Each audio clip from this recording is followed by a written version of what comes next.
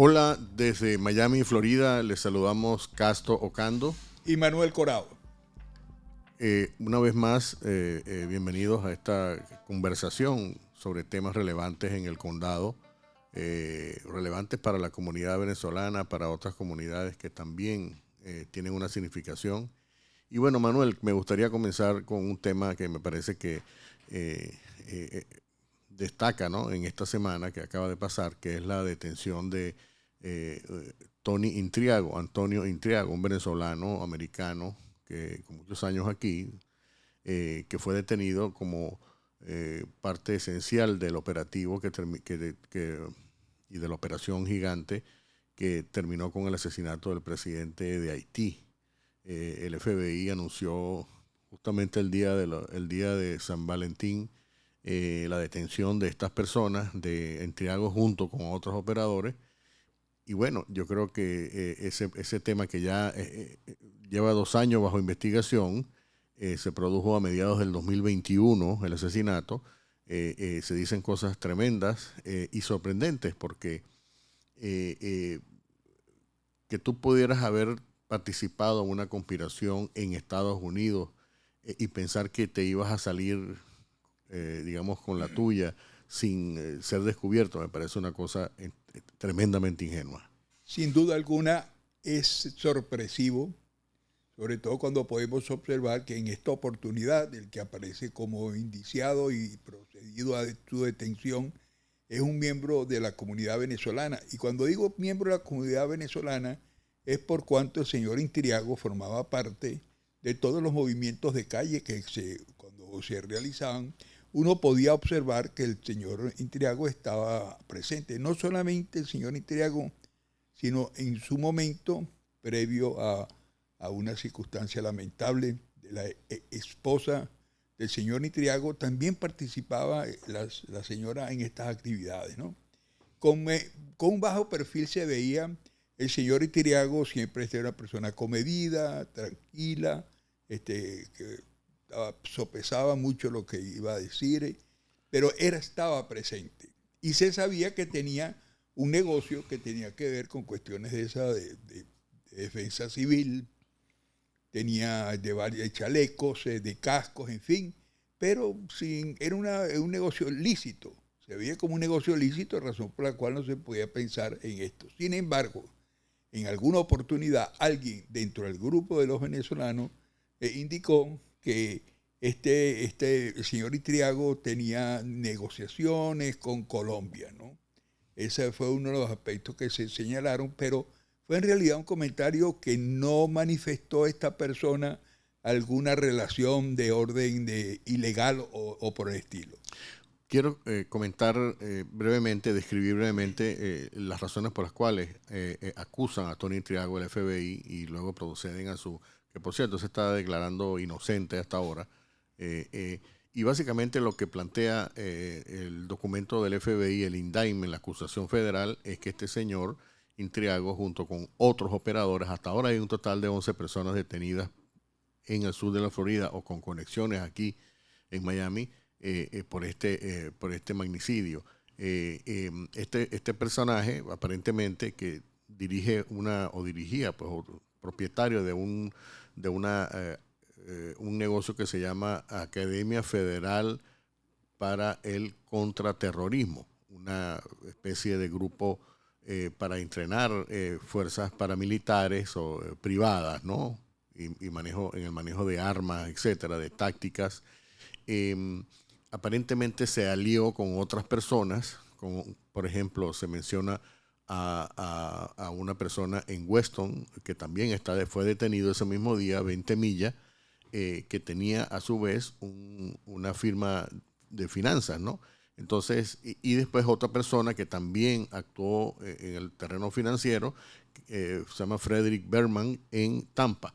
Estas 3 personas que fueron detenidas se añaden a otras 7 que ya habían sido detenidas previamente, y obviamente también se añaden a los colombianos, alrededor de 20 colombianos mercenarios que fueron detenidos y permanecen detenidos en Haití como la parte operativa. Lo que se aduce es que hubo una conspiración básicamente para, en primer lugar, para sacar del poder a el presidente entonces Juvenal Moïse,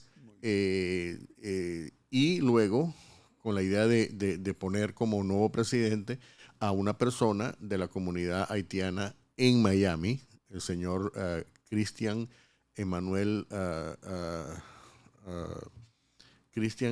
Sangos.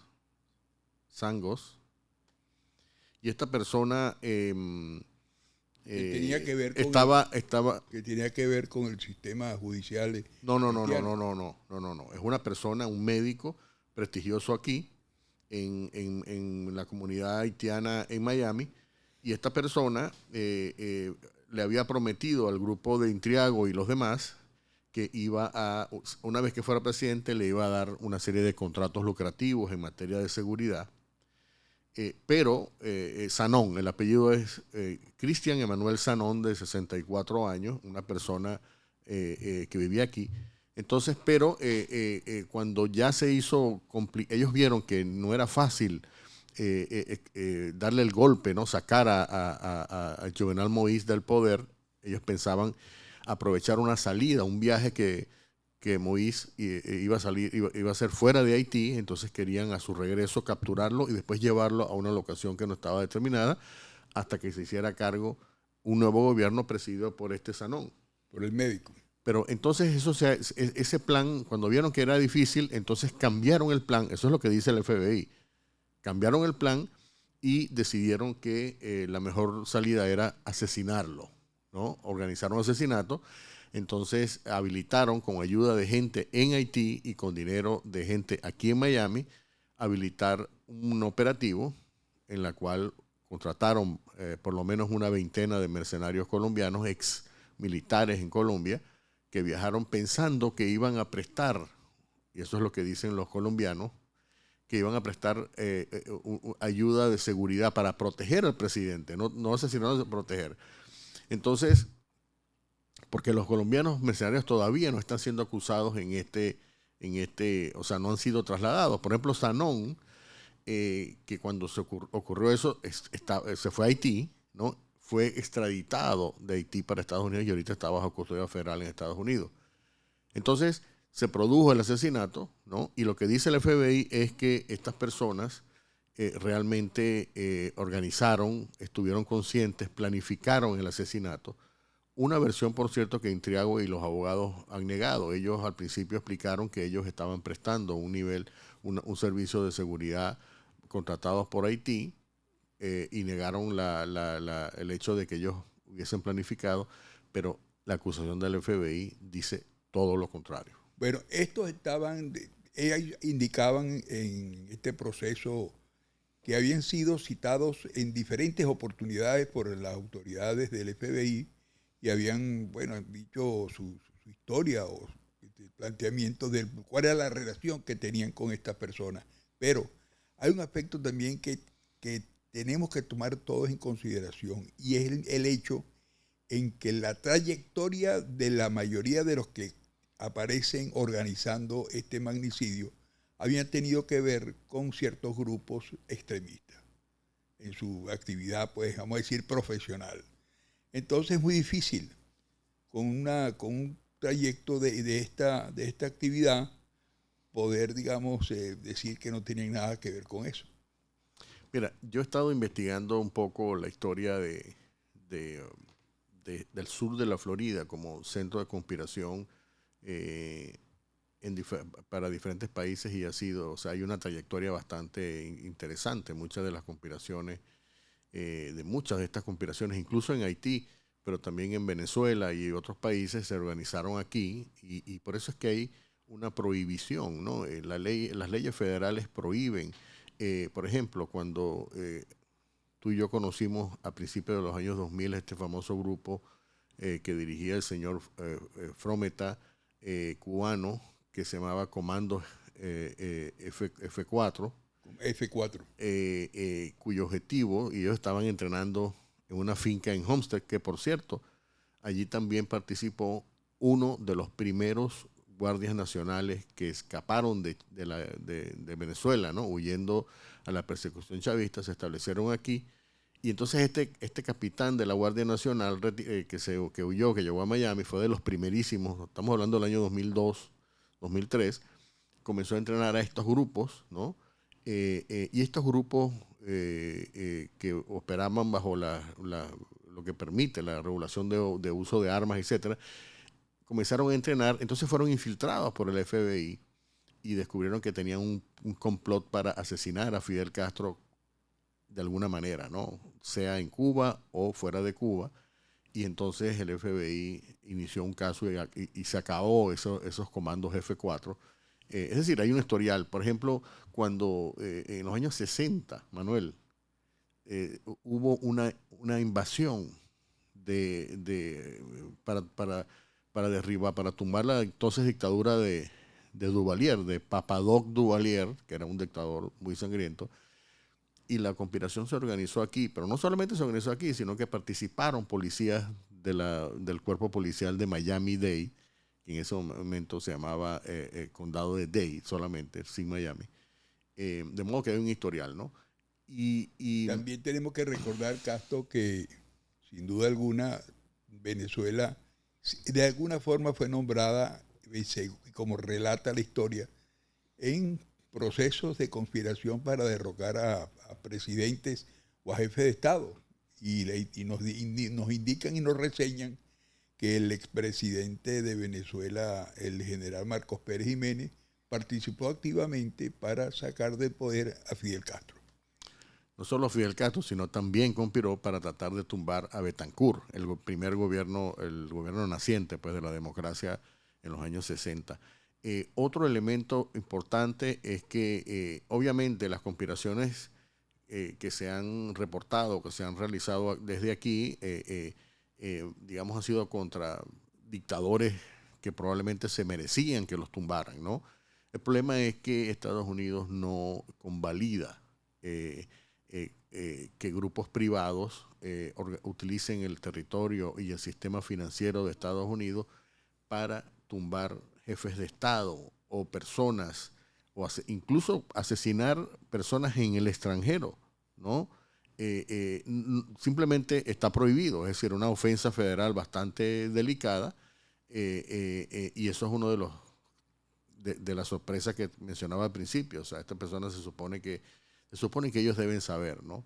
Este tipo de cosas. Y sin duda alguna tenemos que en la actualidad, ya volviendo al caso del presidente, del magnicidio del presidente haitiano, una de las indicaciones que establece el fiscal es que Estados Unidos juzga a personas que utilicen su territorio para proceder a hacer acciones fuera del territorio atentando contra una persona.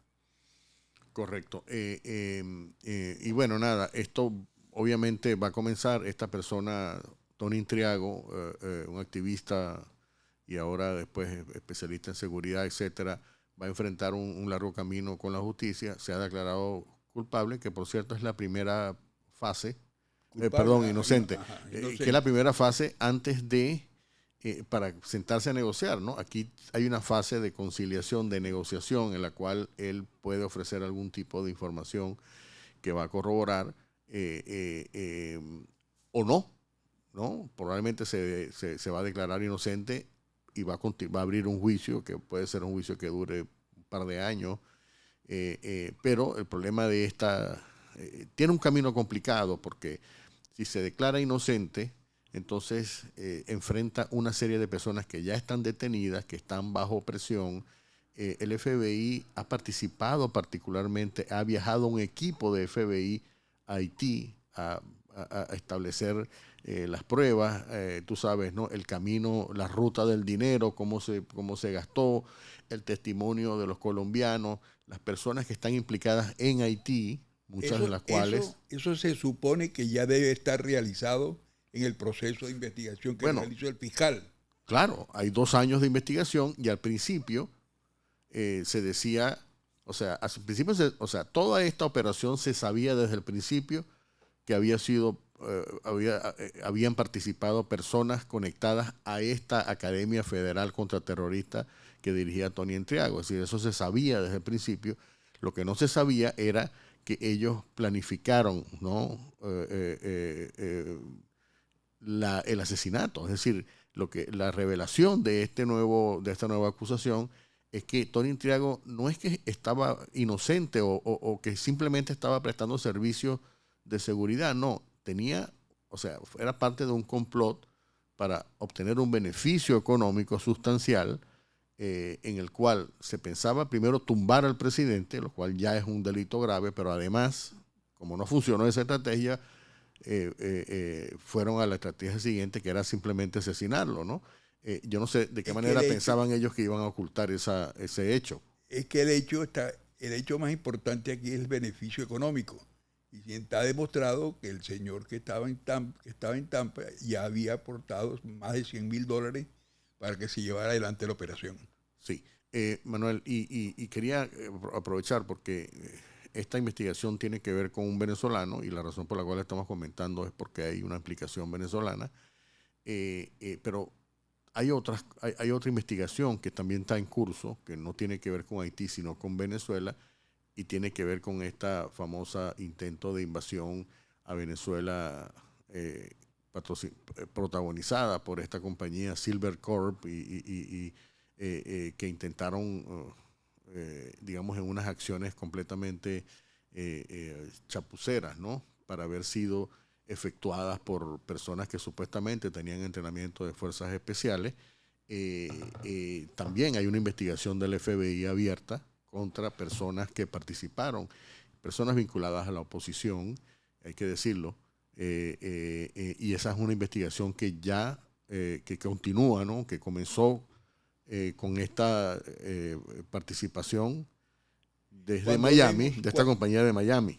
Cuando hablamos de la operación en la cual participó esta empresa Silver, vemos que en realidad demostrado quedó que había poco conocimiento en cuanto al elemento militar y estratégico y la participación de unidades conjuntas para realizar este tipo de actividades, que fue lo que hizo posible o pensar que fue un parapeto montado por el gobierno de Nicolás Maduro Mono, o simplemente que eran unas personas con muy pocos conocimientos de hacer una operación de esa magnitud.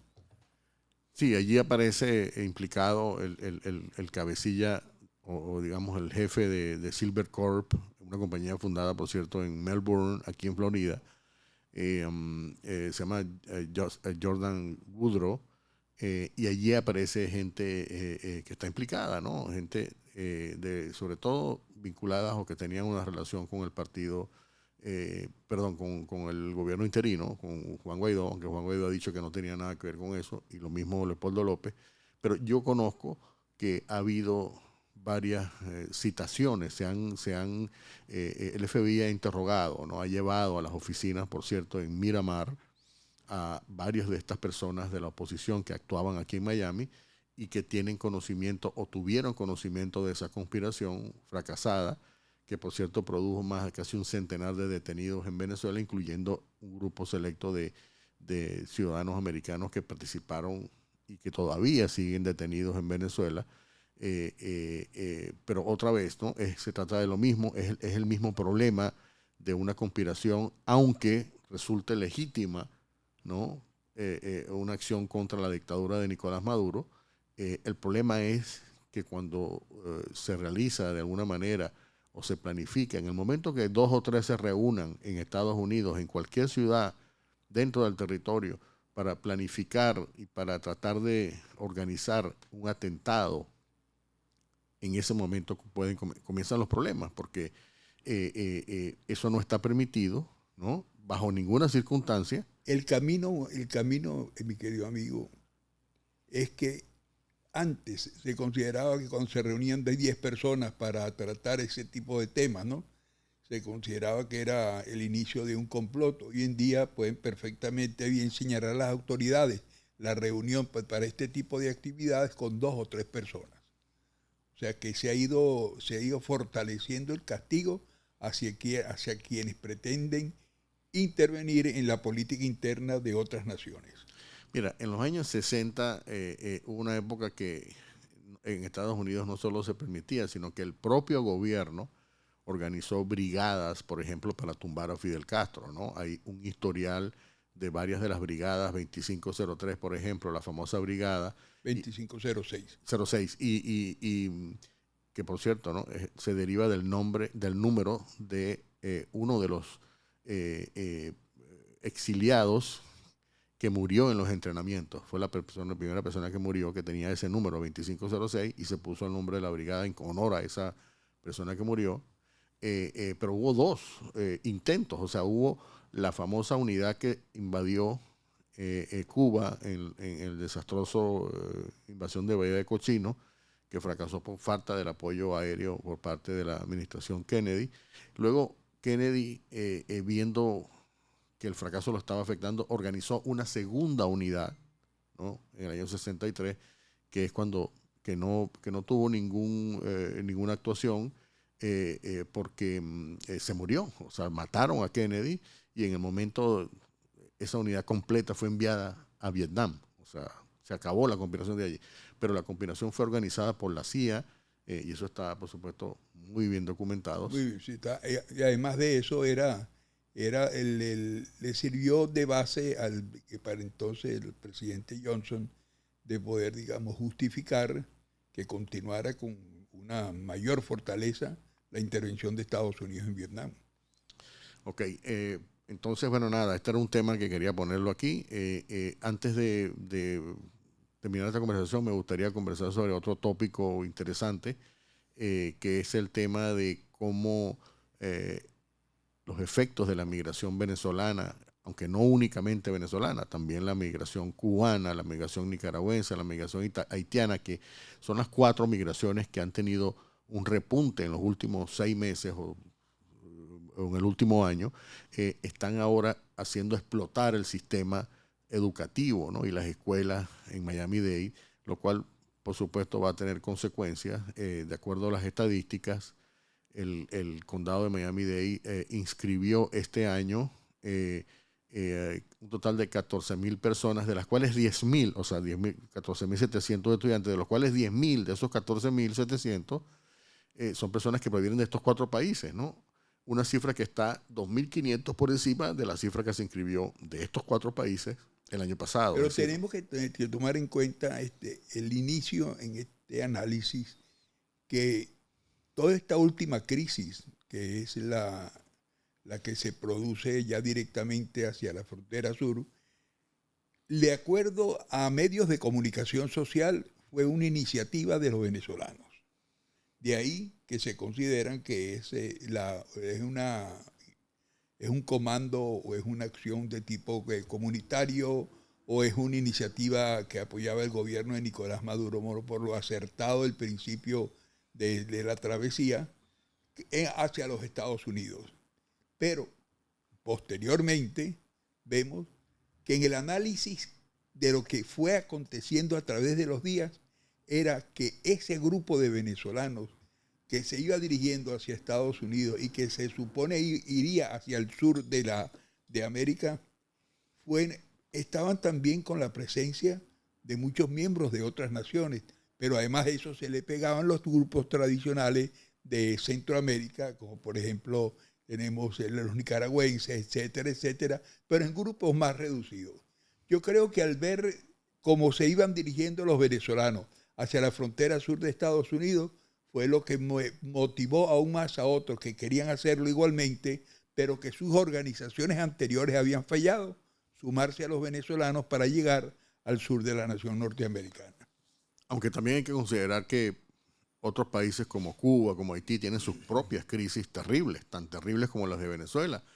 Y la gente está escapando por mar, no entraron por centro. Bueno, muchos cubanos y muchos haitianos efectivamente entraron por México, pero las grandes comunidades de cubanos, haitianos y venezolanos están en el sur de la Florida, ¿no? Probablemente de nicaragüenses también. Es decir, estos 4 países han escogido Miami-Dade como un lugar simplemente porque aquí es donde están las mayores comunidades de esos países y hay una cantidad enorme de conexiones familiares, de amistad, etcétera, hay más oportunidades. No, y en los anales de la recepción de estos grupos registran que se dirigen después de entrar a territorio norteamericano, se dirigen hacia Miami esas comunidades.